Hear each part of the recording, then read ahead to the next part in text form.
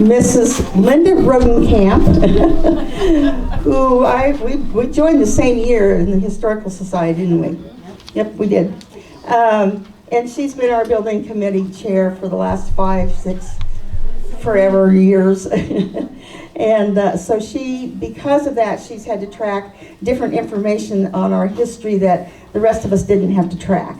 So she graciously allowed us to talk her into doing this tonight. But she volunteered. So, Linda? I was cheap too, that's why. And we didn't have to worry about paying a speaker out of any fund. Just in case there's somebody that doesn't know me, I'm Linda Roggenkamp. I actually grew up by Corning on a farm, and I can remember coming down the streets of Onaga and seeing the doughboy and going out to the surge guy, and that's Orville. I'm bad with names when I'm on the spot. So anyway, I'm going to start you off a little bit with reminiscing with me on Crossroads a little bit, and then we'll kind of go through stuff, hopefully. Okay. Keep in context. We are in Onaga, and then October 15th was really in 1877, really established through our railroad, and that's why we are still promoting them in a sense and making sure we got that heritage around us. This actually, though, was a picture in 1955, and if some of you don't remember, there is the old depot. So I thought maybe that'd be good. And then, Lloyd, what's the right name for that thing?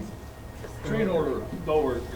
A what? A train order board. A depot agent popped that flag out. They want the train to stop. Okay, that's the flag, the train to go or stop. And then go. Pick up freight or passengers. Okay. And then I also wanted to, this is another slide that I prepared for Crossroads that time. I want to read it. Famous persons come and go, but it's the real life of the farmers, the ranchers, the business owners, the health providers, all others that keep us going in the fabric of our community.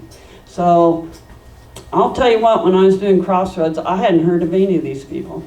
So, but they are a little bit famous. Amos Landon, he had the Landon Hotel, had a livery stable, was a judge. This guy was a Stanley Cup winner, lived here. Al Jolie, American, Native American, played for the Brooklyn Dodgers, Cleveland Indians. Reed McKinley Chambers, if you start looking up him a little bit, find out that he has done a lot with the airplanes, and he was a ace aviator in World War I. So, some more context. What was happening in 1975 in Kansas? McDonald's was having a big protest going on in Kansas City. And it was, if you think about it, we had a lot of problems with culture issues. And that was the first black-owned franchise for Kansas City with McDonald's. KU people. They finished 4th, Big A. K-State people. We were only 3 and 8. Oh no. I kind of hold, now, I grew up in Corning, but Centralia was where I had to go to school. And I graduated in 74, so it was my sister's class, but I was part of the group that made it to state in 74, but then they went ahead and won it in 75. At the same time, we had a Natomia Knights. That's the 1A. I thought you guys might want to know, well, who is going on in the 1A? Was there anybody around here? But in the United States, we had Ford getting an assassination attempt, and then Wheel of Fortune and Saturday Night Live premiered. Okay, that's 75. Also, those of you that are into computers and all that, look at this one. Home videos, the first one. World War in the world, South Vietnam got invaded and fully had to succumb to the North Vietnam, which is kind of sad after all that. So, let's go to us now. So our whole group was actually incorporated in February 3rd, 1975. So you can kind of look at our newspaper at the time. We got in the press. Here's our presidents, when the next meeting will be, and then you can kind of see some of the people and some of you, the locals. I didn't become a real local until '86, so you might recognize some of the names, and I thought you might have some fun with that. Yeah, you're good. Did you just notice that? Yeah. That's my dad. Oh, there we go. Okay, and I don't want to take all night. You're going to find out there's a lot of information. Okay, so I thought this was fun, and I asked Kathy to be here special. That's her signature right there. And that's our articles of incorporation. What was neat, I thought, this guy, Alan Mack, on another document, he was actually a reverend. I don't know that. Yeah. I wasn't around. He was in Duluth. Yes. So, and I think on the next page I can tell you a little more about him, I guess. Yes. Okay, here's the charter members. So if you're a family member and you're here, Debbie really would like to get a photo, okay? So if you weren't sure, these are the charter members right there. And what I wanted to also share with you, we've grown from 17, we had 60 and 23, and thanks to Jenna and Joan, they gave me this morning, 80. So we're up to 80 and 82 life and 25 businesses. That's just amazing, 50 years. Yep. Okay, so let's start talking about what we've been doing. And you can't get it every year. I decided after reading just this, and you can't get through everything, 76 was fun. Look what they did. They had a little cherry pie festival. They had an open house. They had the quilt show already. They planted, Debbie, some of the stuff on display in the park, so they had an American flag. I don't know if any of you remember that, Wilma? Yep. Yeah? Okay. And they painted fire hydrants. Yeah, I remember that.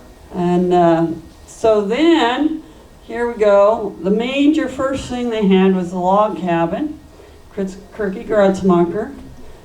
Each log was marked, and the cabin was taken down, and I wanted to show you a bunch of information on. Now I decided to go to just the places in the area because of our time frame. And then it was reassembled on Leonard Street. So it's out there by where Tom and Ruth live. If you didn't know that, that's where it originated. And then it came in. And then at the same time, probably they started working on that history of Onaga, and that was kind of ongoing. That was a major publication for them. So here's the log cabin back in the day, out in the country. What was fun is they actually had built another house onto it, in a sense, from what we had. So there were a couple rooms. They had to tear those, were in shambles, tore them off. They were not logs. They had added on. This is the original log cabin, which is shown there. It's kind of fun to look at the floor plan a little bit. And you can find out when you come up and visit our museum and see a little more detail. Okay? Here they are taking it apart and reassembling it. And give these guys some credit for that. Ernie May, Rick. Rick actually was one of the ones that was going across the country. He tells me this story he did when a few years back. And he thought he was going to get in trouble because he wasn't supposed to be on that land. And they had found these logs in there because it was kind of disassembled. And he went home, I guess, and told his family. And that's when that all got started. So he helped that. So fall of '78. And Mr. May, who worked with the railroad, he also had some experience because they did that all voluntarily, I think, Bear Stone Company in Burn Ridders, and that's why, and we still have some of his collections too. So it's kind of good. I wasn't real sure, I think that was correct. This is Jerry, right? And then, no, the other way around? Yeah. Okay, well, that's why I didn't put an arrow. I wasn't real sure. So this is considered to be Ernie, and this one's Jerry. Ah! Is that related to Daryl? Well, maybe you're right. I think it's the Linda. other You're way right, around. Linda. That is. Ernie's the Ernie's the first yeah. one. Yeah. Ernie's That the is first one. Ernie. That's kind of why I put them in that Yeah, order, but I yeah, thought that maybe is not. Ernie. I didn't Left to right. think Jerry was that young. See, I figured you guys would be able to tell me. I didn't think I he don't was see ever Jerry in that there at young. all, personally. Andy, I don't think that is. Well, we'll find out for sure. Eventually, somebody will recognize who's who. Amazing. Okay, so Joe Miller and his wife lived back there in the hotel. They granted them to put this right up on their own land. And if you ever saw it, it was just a little bit north of that station, in between. That's a picture of it in 1983. I took this picture in February, so you kind of got a idea of where it was and how it actually sat during that yucky weather. Okay, so that's where they all met, everybody and the charter members. That's where they held their meetings. If it got cold because there was no heat, then they would meet around town, different places. 1983, they purchased that land where we have our log cabin right now. And that came from the Armstrong and Elmer Jones. I got two different things. Looking back shows it as that, but I looked at the warranty deed and it only shows it as $1. Yeah. So, I don't know how that all went down. They then moved the cabin to that location on East 2nd. Here's them getting it lofted up, going down the street with Dwayne Kufal. You know him, and people that helped him. And I thought this was kind of fun, how they came down the street. And I think that's the house on the corner, and that might have been, right here would have been the grocery store. Yeah.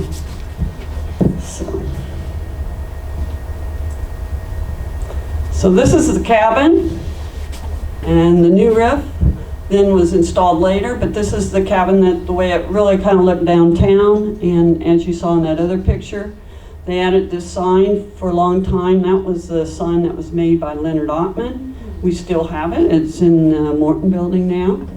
And I just did this because I had fun, because I was part of my own kids in 4-H. And this is Mary Lee. And I wanted some other people to identify who those are.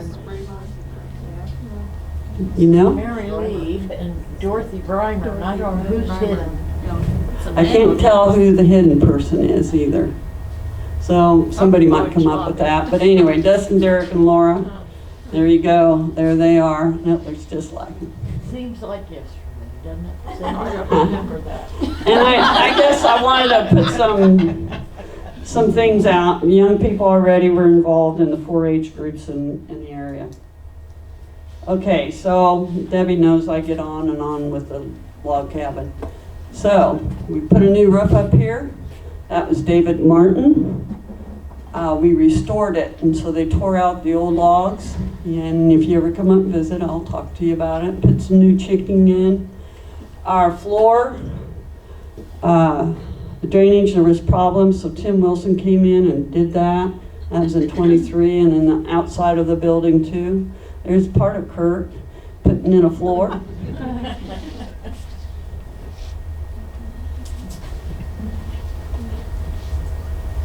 Okay, so we bought the lot. We put the log cabin on it, and this building right here was the only thing that's there now. That was the original in 83. It was a 20 by 24, and it was known now as Elmer's Chicken Coop. 2021, we put a new roof on it. And then kind of keeping in line, we had that building. they decided to build another one. That's our Founders Hall in 88 and 89. And we had some metal signs that were installed around. And this is a recent picture of them replacing the garage door that was there originally. And then again, I like the little kids.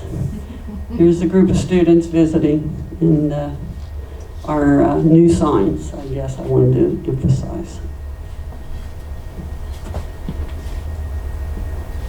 Okay, the jail unfortunately had to go bye-bye, but they did have it on the property for quite a while. It was donated in 85, but when they added the Morton building on the east side, which is actually right here, this is looking to the west. And I was trying not to get anything else in the picture, but I didn't. So that's the east, west side. But just the east part, and you can kind of see the division, was built in 92. So they did remove our jail, but we do have, I think, parts of the door and part of these windows in there, if you want to reminisce.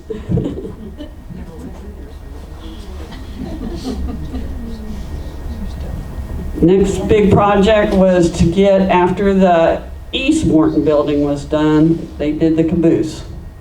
So they had to buy some more land.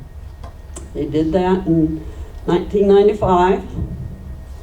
And it was kind of interesting looking at that, because Ludwig had to give it to Hibbs, and Hibbs give it to us. So, and you notice the dates, 10 days later. So it was to go from a quit claim to a warranty deed, and we got control then.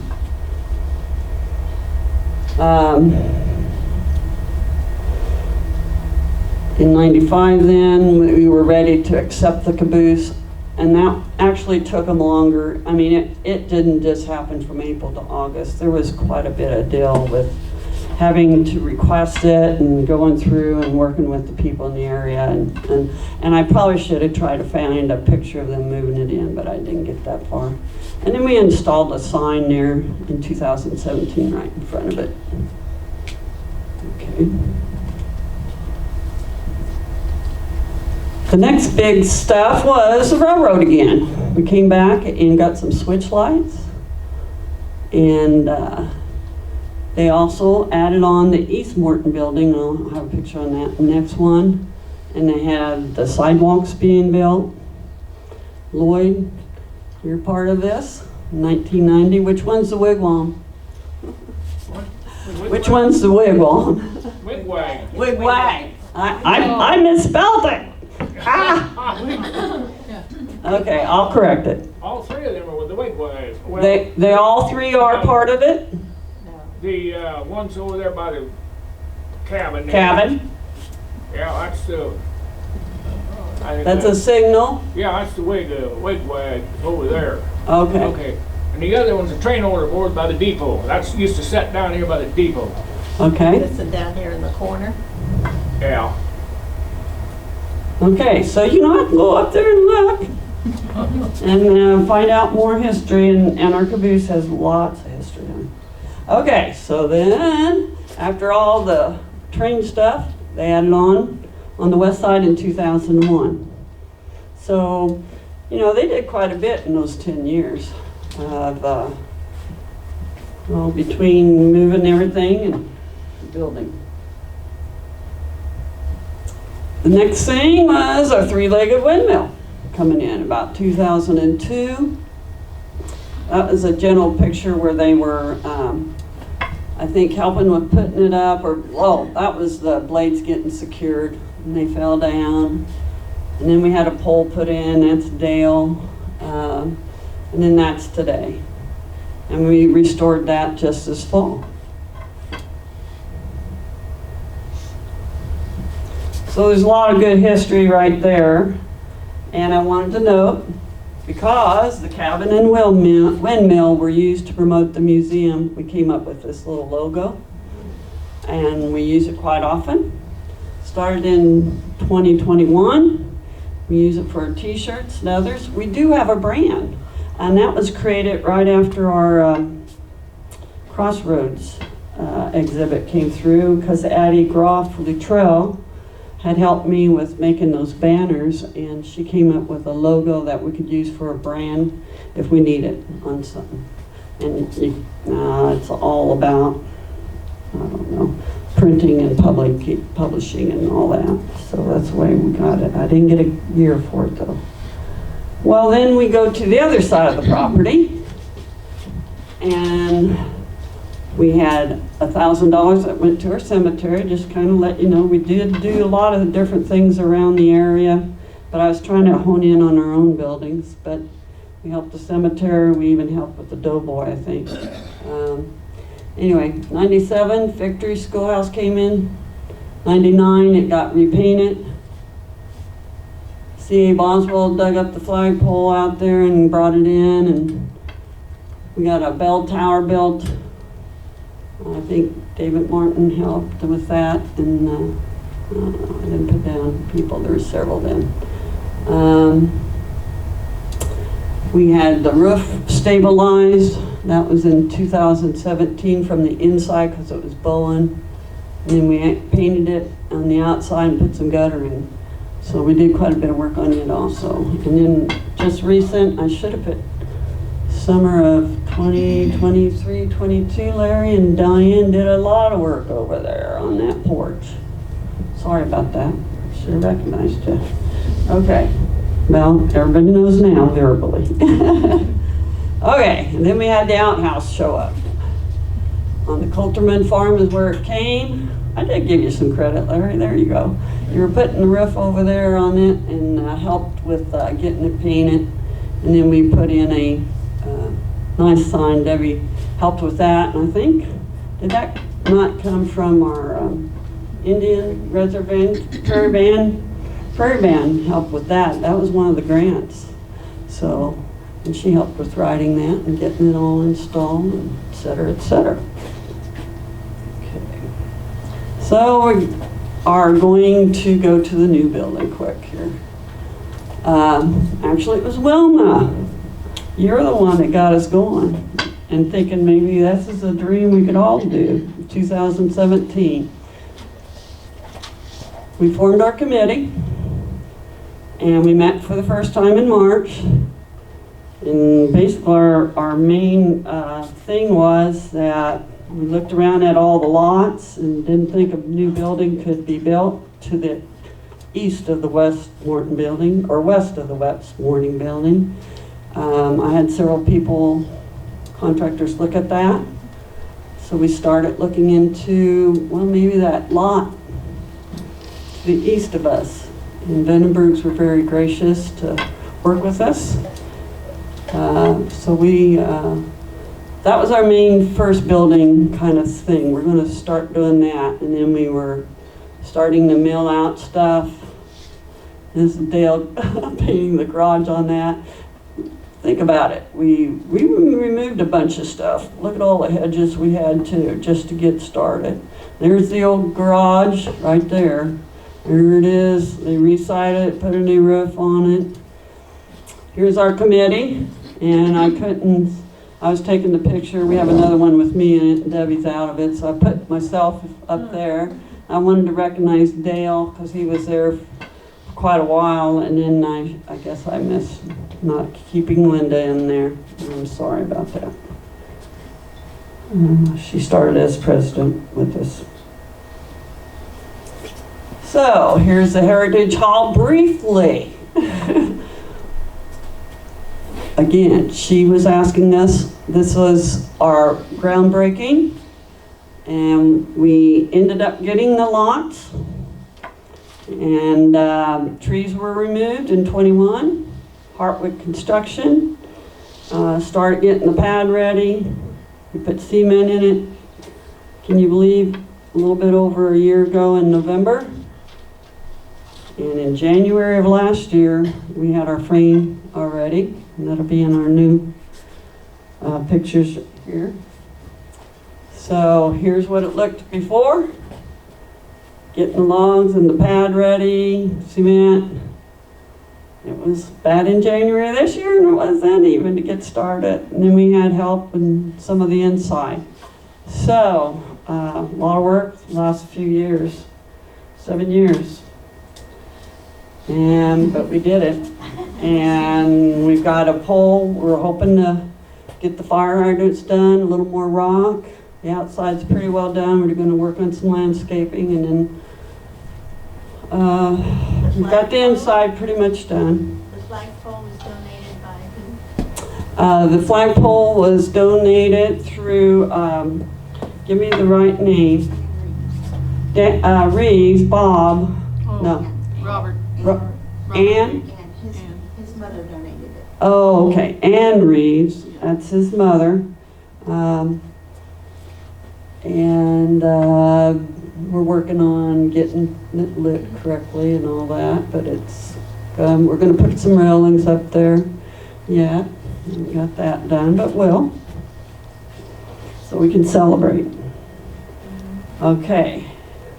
So we got exhibits up there, and that's where they're located. We're hoping to have a grand event and some other events. So I'm going to excuse you a little bit for just a minute, if you will bear with me.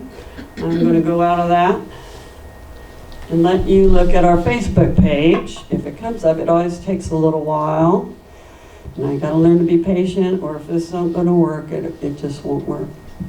While she's finding that, when we had last year for the Founder Heritage Day, we had a square dance. Did any of you go to that square dance? Well, after the square dance, we were told we should turn the thing into a dance hall instead of a museum. Another project. Another project. All right, I was afraid of that because earlier today, now I'm going to lose the whole thing. Hopefully not, but okay, hold on. I'm going to try something else. So I was going to bring it to the Facebook page. And if you haven't been out to our Facebook page, you really need to get there. Debbie does a great job. I got Deanna and Lisa Teskey and who else? All work on it. And I don't know why it keeps doing this, but that might do it. It did, I hope. Keep this displays. Yes. It wants to change it on its own, so I always have to go back and forth. Aha! Good, we're lucky. All right. So if you haven't ever been to Facebook, it is simple. Get in the login. Go to facebook.com. And if you haven't seen right up here where this cursor is up here, you can do a search, do Onaga history. Now, I'm in as the manager on purpose because I wanted to show you, this is our very first picture that we posted when we opened this. And I think, yep, okay, I hope I don't lose it. That was in 2017. And that's actually how I got the picture of the other. But I'm going to do this very quickly. If I can go back, I had to scroll down under photos, and I'll show you where photos is in a little bit, and to get to this. So I'm going to scroll back up, and we're going to make a mess. These are all our photos because there's no way I was going to show a PowerPoint with everything. Okay? You can remember what we did?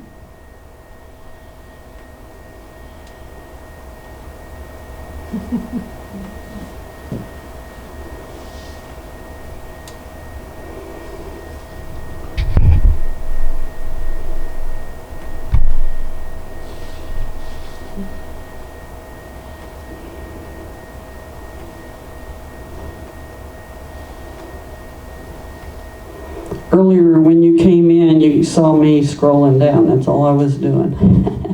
And it took me forever because it had to load up every photo. And that's what I was doing. So it'll take you a little while to get clear back down, but it's possible. There's a picture of Dale. So 2017, so that's where some of this came from. I was just going through and little kids coming on some of their seminars and reminiscing fires things, us giving talks with the kids.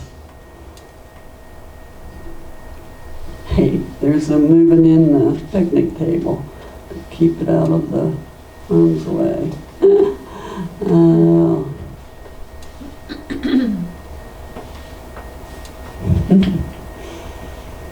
Some of the artifacts that were in the cabin.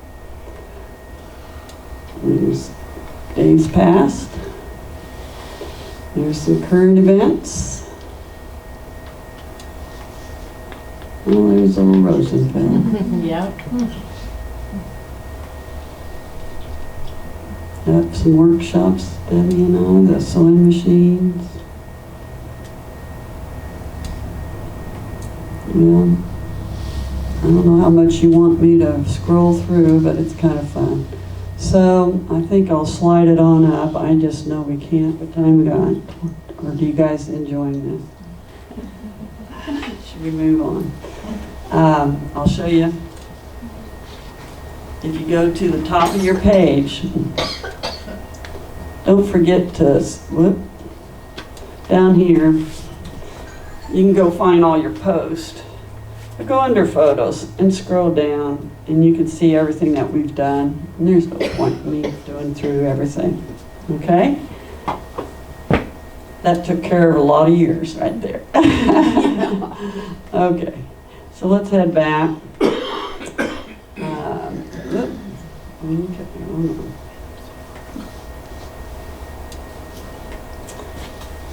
And here we go. So there's our Facebook full page, and I don't know if we're going to post this eventually out on the web or not. We'll see if it'll upload, because I do have a lot of pictures in it.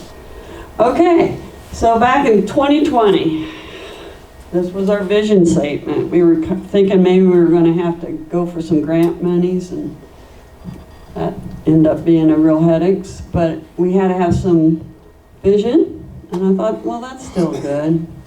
Understanding the history of our community, basic to our democratic way of life, gives us a better understanding of ourselves, American heritage, and then these are our values and focus areas.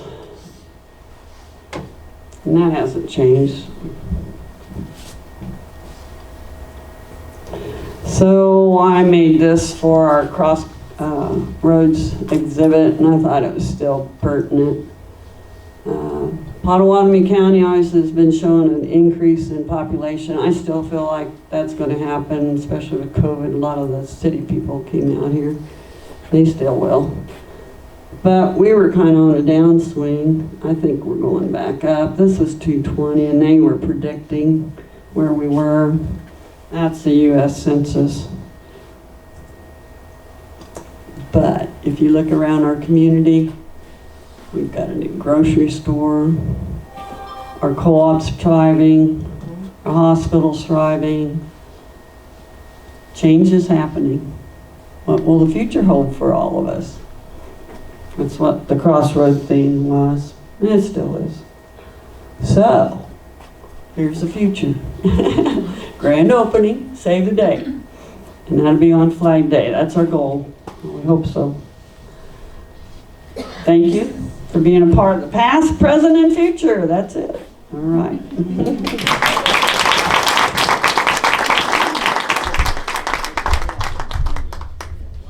Thank you very much, Linda. Let's give her a round of applause. She spent a lot of time. It always amazes me when somebody puts something together, the photos they find that are somewhere in the museum that I have never ever seen yet. And those of you that work at the museum know how that goes. There's always things to discover and to find. We've had a